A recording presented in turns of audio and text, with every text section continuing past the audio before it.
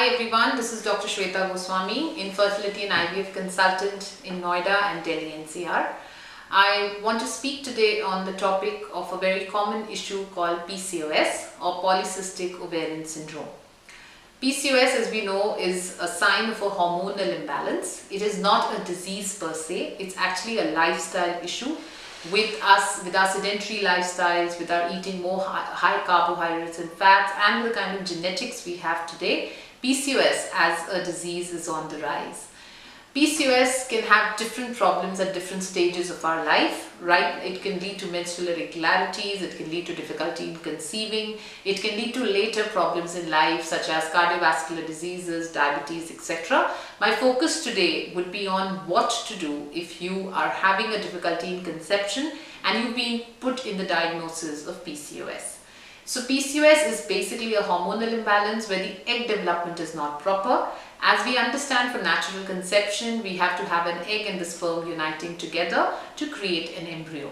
So at the first level itself, if you're not looking at an ideal egg development, PCOS therefore can make it harder for us to conceive vis-a-vis other patients.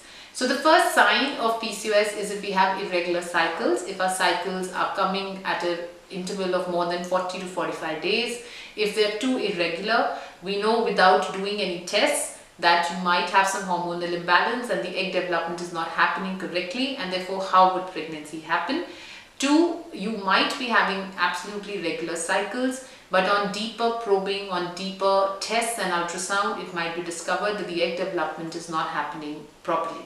The good news about PCOS, of course, is it's one of the most treatable conditions of fertility, which does not require usually any extensive treatment like IVF. In fact, IVF etc. would be required in probably less than 5% of PCOS patients. 95% can get treated by lifestyle modifications, by simple medical treatment alone.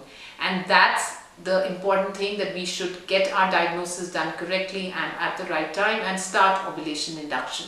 So the lifestyle modification has a big role to play in PCOS, because in case you're obese, in case you have hormonal imbalance like insulin resistance, you need to start losing weight, you need to start exercising. It's actually 50% of the work as far as PCOS treatment is concerned. If on your further testing it's realized that egg development is not happening as per its optimal growth, then there are simple medications. If simple medications do not work, we move on to a combination of medicines and injections to help you make good eggs. And then if you try at the important right time, it can give you good results. Of course, whenever we try naturally with medicines, with injections, we need to understand that our chance of success at every cycle is going to be at a maximum of 20 to 25%. So we need to be very patient with our fertility treatment. We need to understand that it might work out in the first cycle. However, it could take more. So we have to be at it and continue it for at least 3 to 6 cycles before we feel that, okay, this is not working out and maybe we should move on to something else. Because importantly, we need to understand that even an absolutely healthy man and a healthy woman may take up to 12 months to conceive naturally. That's when it's called infertility. And therefore in PCOS, when you're not even looking at proper egg development, we have to actually work at the same thing for at least 3 to 6 months, get proper egg development, get very good findings before we say, oh, this is not working on, and let's move on to something else. And that something else could be tubal testing, that could be laparoscopy or IVF as a final procedure.